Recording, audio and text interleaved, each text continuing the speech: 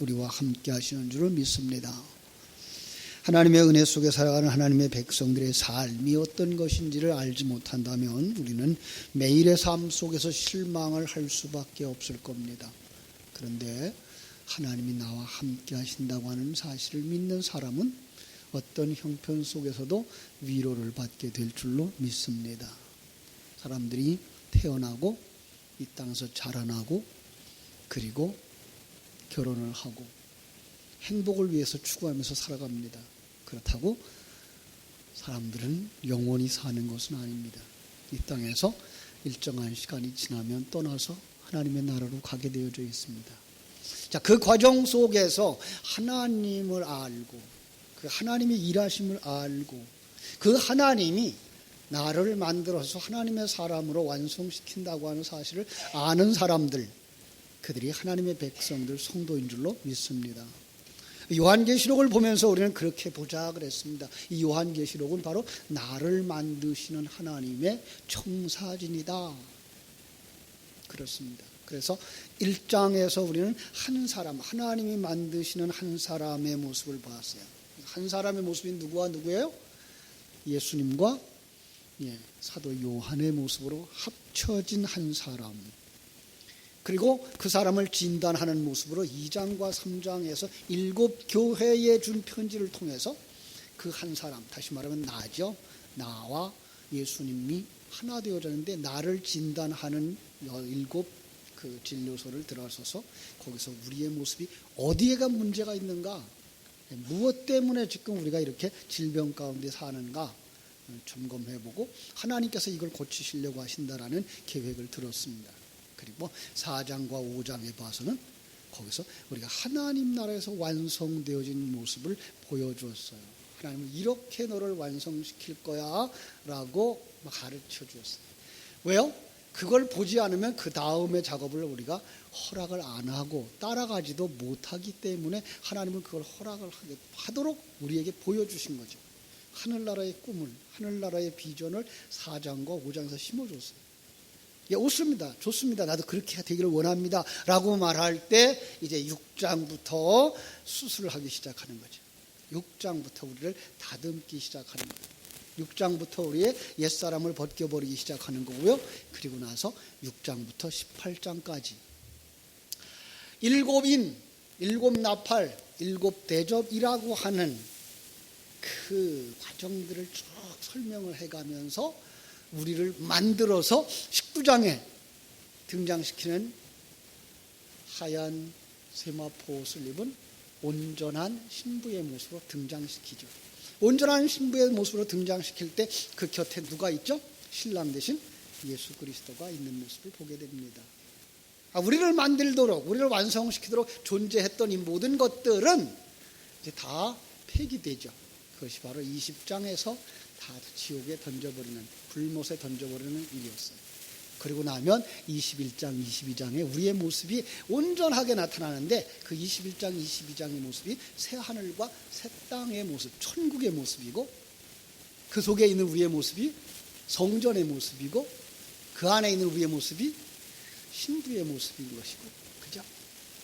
이걸 보고 나서 우리는 뭐라 그래요? 마지막 부분에서 22장 6절부터 그렇게 해야죠. 아멘. 주 예수여 오시옵소서. 속히 입어지기를 원한다라는 것이죠. 자, 이제 우리가 이제 1장부터 살펴보면서 지금 6장까지 왔어요. 그죠? 6장에 와서 보니까 6장부터 18장까지 나아가는 7인, 7대접, 7나팔, 7대접의 이제 앞부분인 거죠. 여러분, 7인, 7나팔, 7대접으로 그려지는 영적 전쟁, 이것은 반복 기법이다라는 것 우리가 기억하고 들어가자 그랬습니다. 왜 반복하죠? 반복은 중요한 것이기 때문에 반복해요. 또 반드시 이루어질 것이기 때문에 반복되죠. 우리는 어디서 그걸 보죠? 창세기에서부터 봐왔어요. 창세기에 가면은요, 41장에 바로 왕이 꿈을 꾸죠. 바로 왕이 하늘밤에 꿈을 꿉니다. 기억나시나요? 잠을 자다가 꿈을 꿨는데 어떤 꿈을 꿨어요? 개울가에서 살찐 암소 7마리가 올라와서 갈밭에서 풀을 뜯어요. 그랬더니 또 거기서는 아주 악하고 또 아주 흉하고 파리한 말라버린 그런 7마리 암소가 올라와서 그 살찐 7소를 몽땅 잡아먹어버립니다. 깜짝 놀라서 이제 깰 때 잠에서 깨죠. 또다시 잠이 들었는데 이번에는 뭐가 보여요? 한 줄기에서 아주 무성하고 탐스럽고 충실한 7 이삭이 나오죠. 참 탐스러운 이삭들이 7개가 있어요.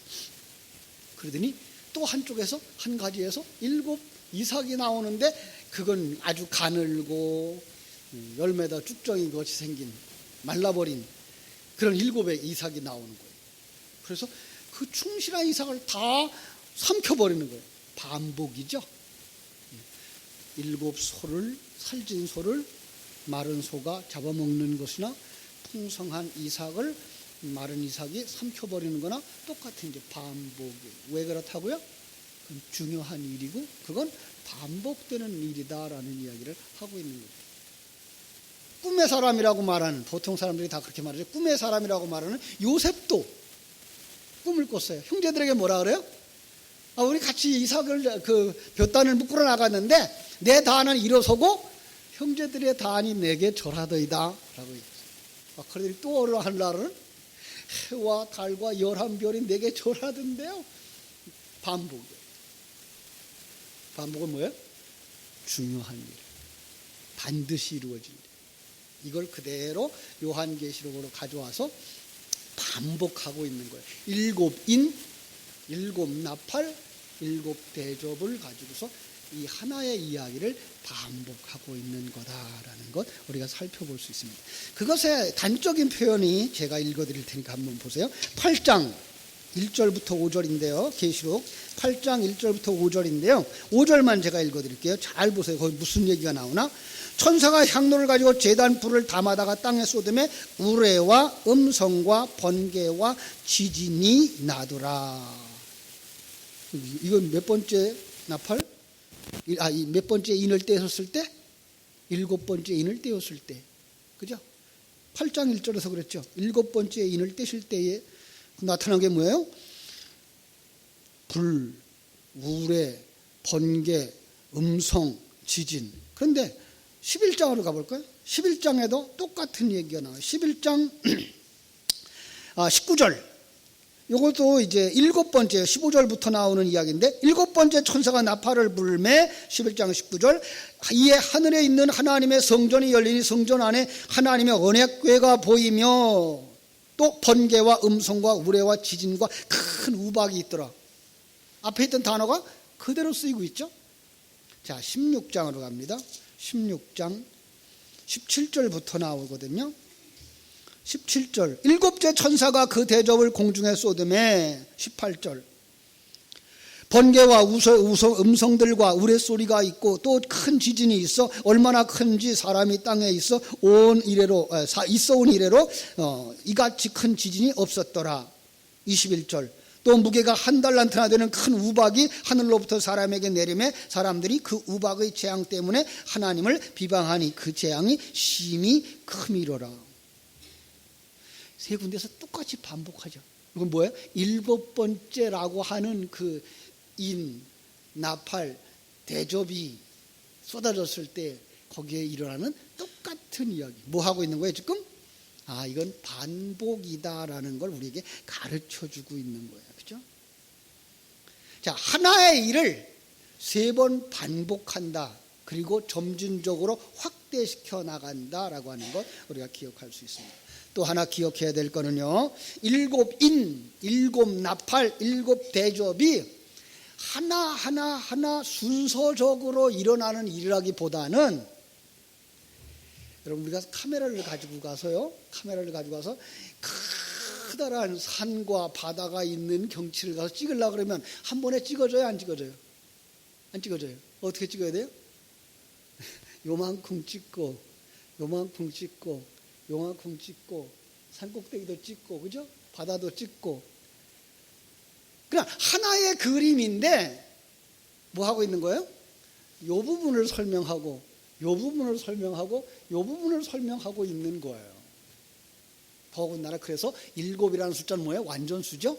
예, 완전하게, 그러니까 인을 떼어질 때 그 인의 안에 들어있는 모든 것들의 내용, 나팔을 불 때 그 나팔 안에 있는 모든 것들의 내용으로 말미암아 빚어지는 사건들, 대접, 성령이죠. 성령의 기름이에요. 기름 부었을 때에 일어나는 그 하나님의 역사를 이렇게 부분 설명하기 위해서 하나, 둘이라고 하는 숫자를 쓰고 있다는 거 우리가 설명할 수가, 생각하고 넘어가야 될 거죠. 그죠? 자, 한번 생각해 봅시다. 요한계시록 6장부터 18장까지 일어나는 이 상황, 왜 일어난다고요? 무엇을 위해 일어난다고요? 어떤 목적을 가지고 일어난다고요? 이거 핵심이에요. 성경을 보면서 성경 속에서 이 상황이 무슨 이 상황일까? 이 상황이 무엇을 위해서 일어나는 걸까? 무슨 목적을 가지고 일어나는 걸까? 아니, 어떤 면에서 하나님은 이걸 어떤 목적을 가지고 이 성경을 쓰셨을까를 우리가 보지 못하면 하나님의 뜻을 전혀 이해하지 못하고 세상 것만 바라보고 세상 생각으로만 해석하게 되는 거죠. 자, 이거 그래서 이럴 때에 우리가 익히 아는 방법이 있는데, 그 성경 신학적인 입장에서 성경을 보는 거예요.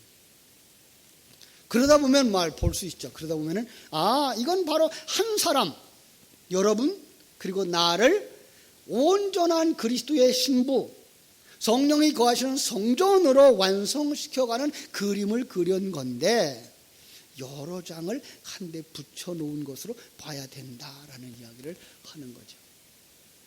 그래서 그렇게 보기 위해서 우리는 신학적인 기초가 필요해요. 신학 그러면은 목사님들이나 하고 전사님들이나 아는 거죠? 아니요. 바로 성도님들을 모두 다 아는, 신앙생활을 하는 모두는 다 자기의 신학을 가지고 있는 사람들이에요. 자기 신앙을 가졌다는 말은 그의 신학을 가진 사람들이에요. 그런데 그걸 정리를 안 해서 그렇죠. 한번 정리를 해보면 간단하게 이런 거예요. 여러분은 하나님을 믿습니까? 예, 그분은 어떤 분이에요? 사도신경으로 신앙 고백할 때 첫 번째 뭐라 했어요? 전능하사 천지를 만드신 하나님 아버지를 내가 믿사오며. 하나님이에요. 하나님, 창조주, 섭리주, 그리고 경륜하시는 하나님. 예, 그분은요 천지와 만물을 창조하셨어요. 왜? 어떤 목적을 가지고 창조했어요. 예. 그리고 그분은 전능하신 분이에요. 그분은 계획하면 실패한다, 안 한다? 안 해요.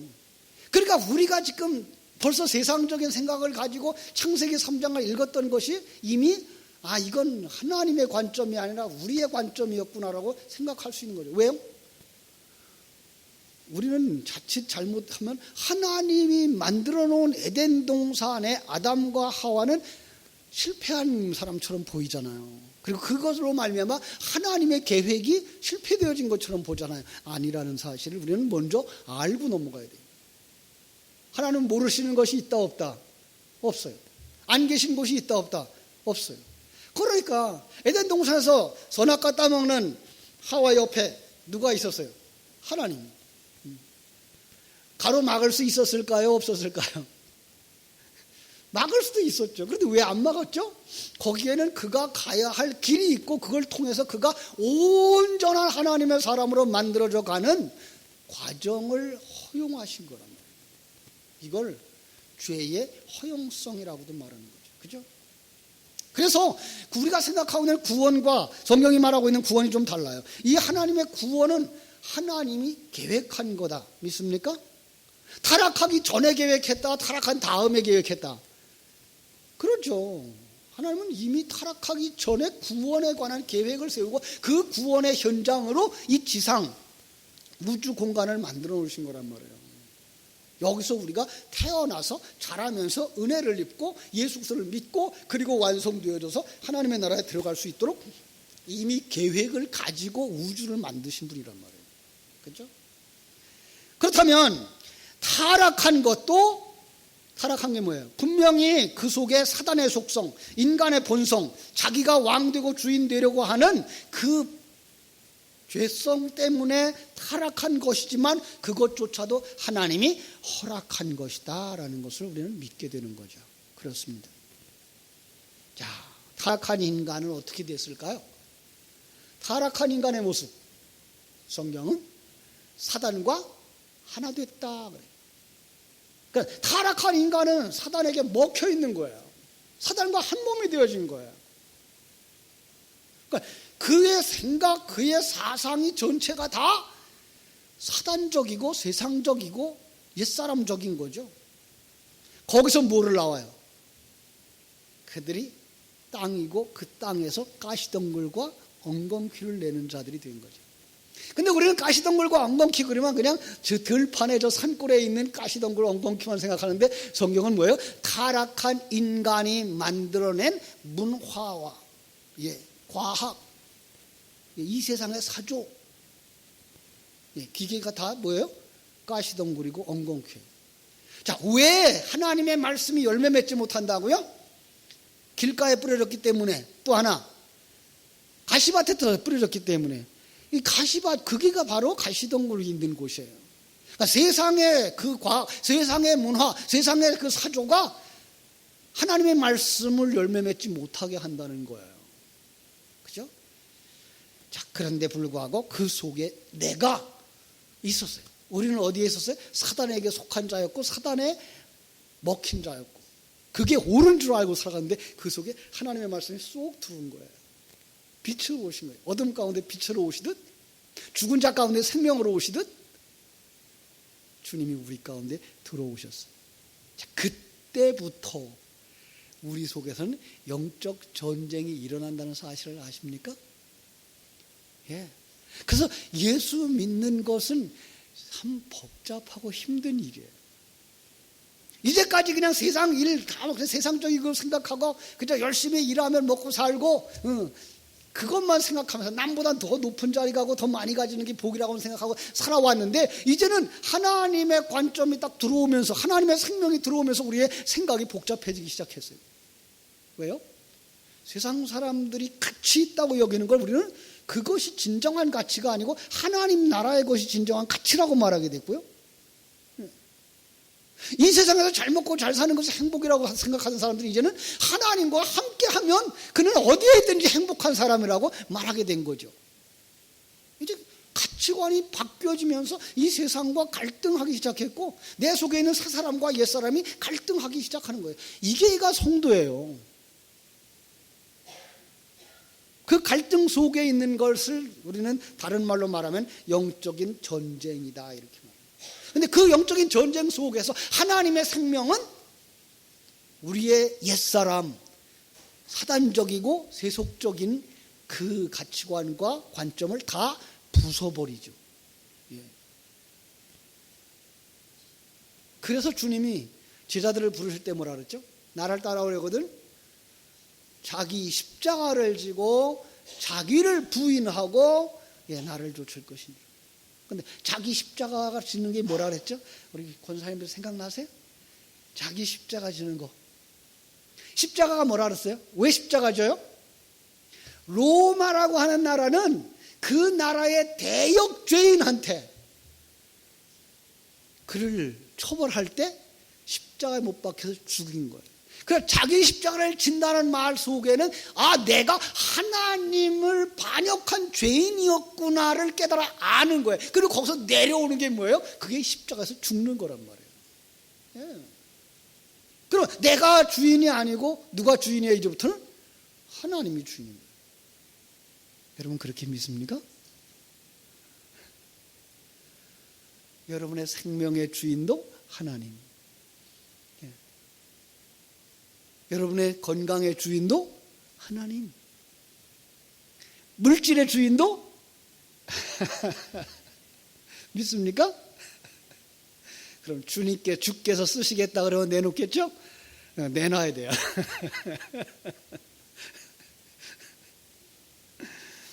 그것이 뭐예요? 옛사람을 지고 죽는 것이고 그게 자기 십자가를 지고 주를 쫓아가는 것이고 자기 부인하는 것이고 그러면서 그 속에서 그렇게 할 수 있도록 해주는 게 뭐예요? 그게 새 생명이에요. 진리예요. 성령의 역사예요. 감당할 수 있게 되는 거예요. 이제까지는 이 환경이 가장 행복한 환경인 것을 알지 못했는데 진리의 말씀에 의해서 내게 주신 이 환경이 나를 만들기에 가장 좋은 환경이구나 깨달아 알게 될 때 감옥에 들어가도 잠을 잘 수 있는 거예요. 그래서 베드로가 감옥에서 잠자죠. 그죠? 바울도 감옥에서 잠을 잘 수 있어요. 예. 다니엘이 사자굴에서 잠을 잘 수 있고요. 사드락과 메삭과 아벳느고가 풀무불 속에서도 살아나올 수 있는 거예요. 뭘 믿기 때문에? 전능하신 그 하나님이 나와 함께 하고 있으며 이 과정을 거쳐서 나를 더 온전한 하나님의 사람으로 믿는 그런 온전한 하나님의 사람으로 만들기 때문인 것을 알기 때문에 그래요. 그 과정 속에서 우리는 알아요. 사단도 마귀도 하나님이 나를 만드시는 도구에 지나지 않는다는 사실을. 그러죠? 많은 사람들이요, 이 사단에 대해서 너무 오해를 많이 해요. 사단은 굉장히 무섭고 힘이 강하고 예수님도 어떻게 하지 못하는 존재라고 생각을 하는 거죠. 아니, 그거는 영화 속에서만 재미있게 하려고 그렇게 만든 것뿐이에요. 성경이 말하는 건 그건 그냥 하나님이 야 오늘 지옥에 가 그러면 지옥에 갈 수밖에 없는 그런 존재, 하나님의 도구일 뿐이에요. 이걸 알면 우리는 이제부터는 신앙생활 할 때에 평강을 누릴 수가 있어요. 우리는요 정말 내가 이렇게 있는데 나 밖에 있는 어떤 사단이 우리를 그 험한 곳으로 끌어갈까 봐 두려워하는 그런 두려움이 있어요. 사단의 역사가 가장 강하게 가장 무섭게 일어나는 현장은 여기 있어요. 옛사람, 내 속에 있어요. 그래서 내 속에 있는 옛사람의 생각, 이 세속적인 사조, 그리고 사단의 속성이 무서운 거지, 마귀가 저 동네에 있다거나 저 산골짜기 뒤에 있다거나 밤중에 잠자리에만 나타나거나 그러지 않는단 말이에요. 자, 이것을 깨달아 아시면 이제 이게 우리의 신학이에요. 이걸 가지고 이제 성경을 해석하게 되는 거죠. 자, 이걸 가지고 이제 6장 1절로 가자고요. 6장 1절. 자, 내가 보매 어린 양이 7인 중에 하나를 떼시는데 그때에 내가 들으니 네 생물 중에 하나가 우레소리같이 말하되 오라 하기로, 이에 내가 보니 흰 말이 있는데 그 탄자가 활을 가졌고 면류관을 받고 나아가서 이기고 또 이기려고 하더라. 자, 이 이야기가 시작되기 전에 두루마리를 하나님의 손에서 받았죠. 그 두루마리가 뭐라 그랬죠? 두루마리, 나의 신앙생활의 청사진. 크게 보면 하나님이 시간과 공간 세계 속에서의 역사의 청사진. 그런데 세상 속에서 일어나는 역사, 내가 죽고 나서 일어나는 역사, 우리에게 관심이 있다 없다? 없어요. 내가 태어나기 이전의 역사는 나하고 관계가 있다 없다? 관계 없어요. 중요한 건 지금 우리가 살고 있는 내 신앙생활하고 있는 이 시간에 하나님이 나를 어떻게 만들어 가고 있는가가 이게가 중요한 거예요. 이걸 볼 수 있어야만 성경을 뭐 할 수 있어요? 내 책으로 볼 수가 있는 거예요. 그렇죠? 자, 그런데 내 구원, 내 신앙생활의 시작은 누구로부터 시작된다? 여러분, 신앙생활의 시작은 누구로부터 시작했어요? 여러분이 시작했나요? 예수님이 시작했나요? 그렇죠. 예수님이 시작한 거예요. 그래서 예수님이 인을 떼시는 거예요. 여기서는 어린 양의 모습으로 나타나고 있어요. 왜 그렇죠? 역사 속에 있었던 많은 구세주의 대속의 제물로 드려졌던 상징이 어린 양이었기 때문에 바로 어린 양 그러면 유월절 어린 양을 생각할 수 있고, 바로 그걸로 말미암아 출애굽이 시작된 것처럼 우리가 예수님의 그 사역으로 말미암아서 신앙생활은 시작되어지는 거구나라고 말할 수가 있는 거죠. 그렇습니다. 그런데 여기에 네 생물이 나오는데요, 이건 아주 간단하게 이해하고 넘어가자고요. 하나님의 일을 대역하는 자, 그것을 네 생물로 보자고요. 왜냐 그러면요, 성경에서요, 하나님이 일하시는데 다른 도구가 필요할까요? 안 필요할까요? 사실은 안 필요해요. 왜요? 하나님은 전능하신 분이에요.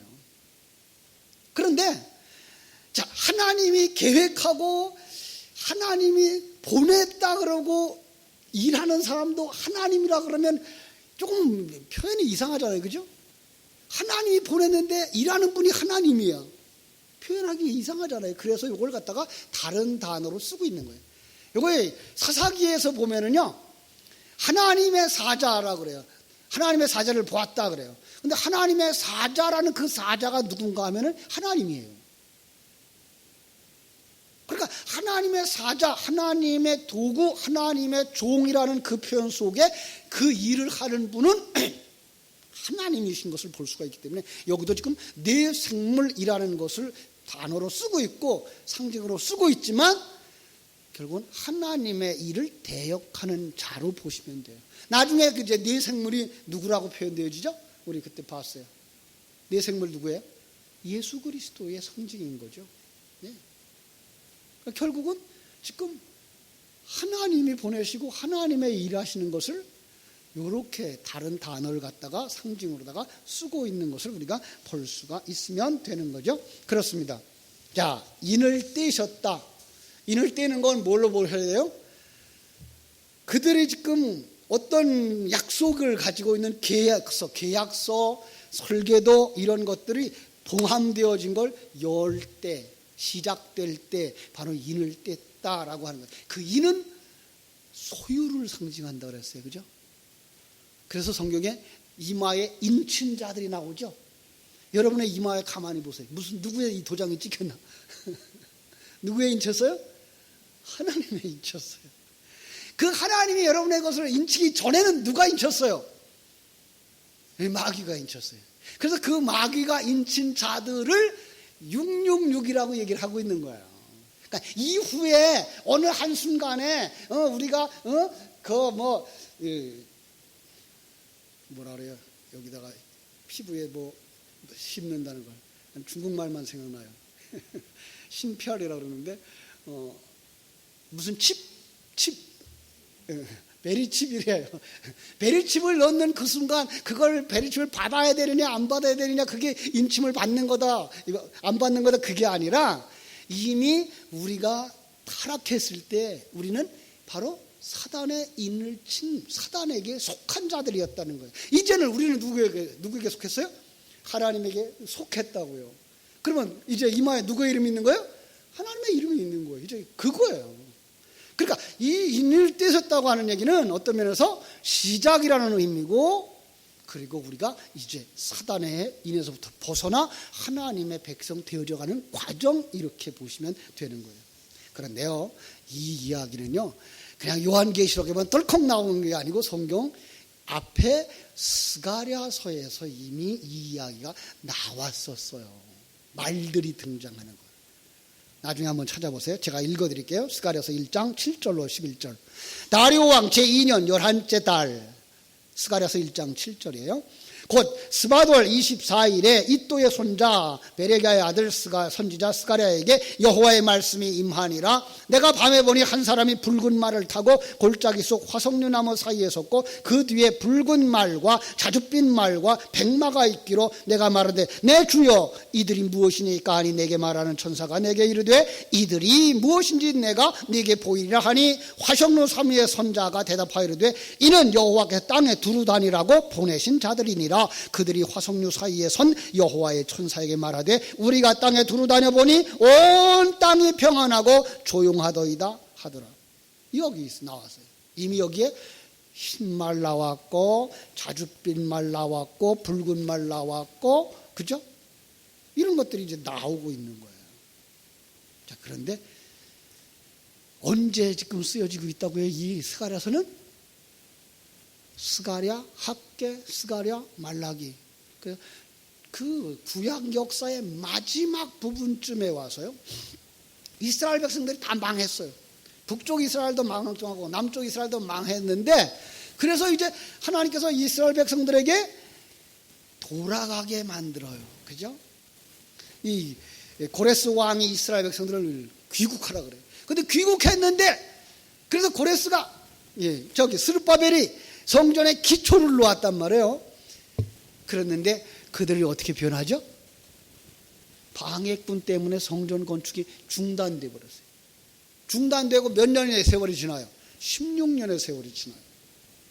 그때에 하나님께서 하나님의 사람 스가랴를 보내서 그들에게 사람들을 보낸 거예요. 사자들을 보낸 거예요. 그 이야기를 보내는 거예요. 그래서 하나님이 그들에게 보낸 거예요. 그들 지금 뭐 하고 있는 거죠? 성전 짓고 있어요? 아니요. 자기 집 짓고 있어요. 예.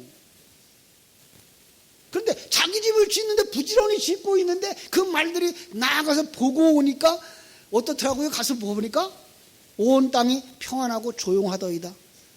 여러분, 제일 조용한 데가 있어요. 이 세상에 제일 조용한 데 어딜까요? 아파트 단지? 아니, 주택지?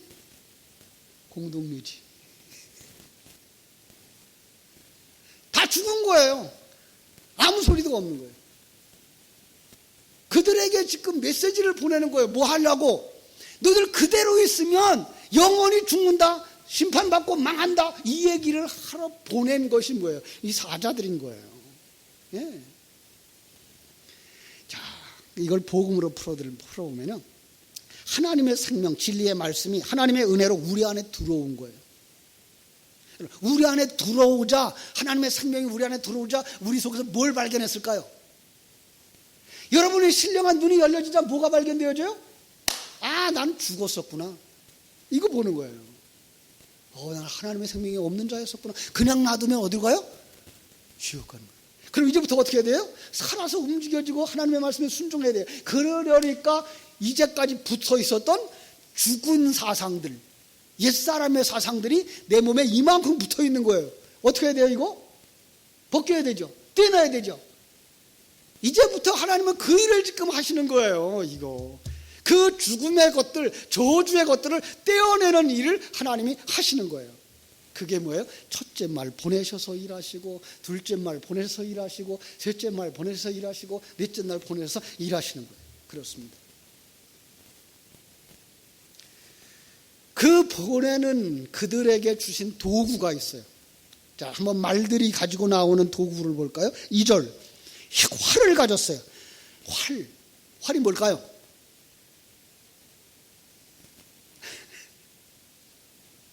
이 활은요, 하나님의 언약의 상징이에요. 무지개를 상징하고 있어요. 참 이거는 해석하기 어렵죠, 그죠? 근데 이제 무지개라는 단어를 살펴보면 그게 활이라는 단어와 똑같아요. 성경은 이렇게 재미나게 감춰놨어요. 그럼 우리에게 있어서 뭐예요? 우리를 망하게 하는데 그때 언약이 없으면 벗을까요? 안 벗을까요? 약속이 없으면 못 벗어요. 그럼 약속을 붙잡게 만드는 거죠. 그뿐만 아니에요. 거기에서 큰 칼, 4절에 보니까 큰 칼을 받았어요. 칼 뭐 하려고요? 잘라내려고, 수술하려고. 근데 성경은 그 칼이 뭐라 그래요? 말씀의 검이라 그러는 거죠. 말씀의 검을 가지고 우리 옛사람을 잘라내는 거죠. 이게 아닌 것을 알려주면 우리는 뭐 해요? 벗어내는 거죠. 떼어내는 거죠. 예. 그러니까 진리의 말씀을 가지고 벗어나게 만드는 거죠. 뿐만 아니라 뭐가 있어요? 기근이 있어요. 기근. 자, 옛사람을 죽이는 방법. 뭐 하면 죽어요? 안 먹이면 죽어요. 그죠? 그래, 옛사람한테다 양식을 안 주는 거예요. 이게 뭐예요? 기근이죠. 그죠? 그러면 뭐가 와요? 사망이 일어나는 거죠. 이런 것들을 가지고 와서 우리의 옛사람 죽이는. 그러니까 이 전쟁은, 이 재앙이 내려오는 이 전쟁은 이 다음에 저 이스라엘 나라나 저 중동이나 아니면 저 중국 땅에 일어날 어떤 일들이 아니라 내 안에 일어나고 있는 옛사람을 벗기고 잘라버리는 하나님의 일하심인 거예요. 거기에 사용되어지는 도구들이 있어요. 한번 나중에 기회 되시면 에스겔서 14장에도 한번 읽어보세요. 에스겔서 14장 12절로 23절에 보면은요, 예루살렘에 대한 그 경고를 하는데 거기에서도 그들이 사용했던 도구가 칼이랑 기근이랑 온역이랑 제약이랑 엄청나게 엄격하게 심판이 이루어져요. 누가 나와요 거기서? 그 속에 있는 하나님의 백성만 나와요. 그것이 그 에스겔서에는 뭐라고 말하고 있는가 하면 노아가 있는데 그 사람만 구원받아요. 다니엘이 있는데 그 사람만 구원받아요. 욥이 있는데 그 사람만 구원받아요. 그들이 누구예요? 하나님의 택한 일을 받은 자. 그럼 그 속에 누구도 있을 것 같아요? 여러분 있을 것 같아요? 없을 것 같아요? 있어야 돼요. 여러분 없으면 큰일 나는 거예요. 그죠? 그래서 우리의 마지막 시대에, 지금 우리가 살고 있는 시대가 마지막 시대예요. 여러분의 시대는 언제가 마지막이에요? 네, 지금이에요. 지금. 여러분 앞으로 10년 산다는 보장이 있어요? 우리는 10년을 살지 20년을 살지 아무도 몰라요. 그런데 그보다 더 빨리 갈 수도 있어요. 그래서 우리는 우리가 살고 있는 오늘이 내 생의 마지막 날인 것처럼 준비해야 되는 거죠. 그래서 옛사람을 벗어버리는 그 일에 누가 일하시고 계셔요? 우리 진리의 말씀이신 예수 그리스도가 일하시고 계신다는 사실을 깨달아 알고, 이 이야기는 내 속에 있는 옛사람을 벗겨버리고 끊어내는 하나님의 일하심이구나 살피면서 그 속에서 남은 자들과 같이, 하나님의 택함 받은 자 같이 나는 주님의 뜻을 따라가는 자야 되어야 되는구나 라고 생각하면서 주님 앞에 더 가까이 나가는 여러분들 되시기를 주님의 이름으로 축원합니다. 기도하겠습니다. 하나님 우리 아버지, 크신 은혜와 사랑을 감사하고 감사합니다.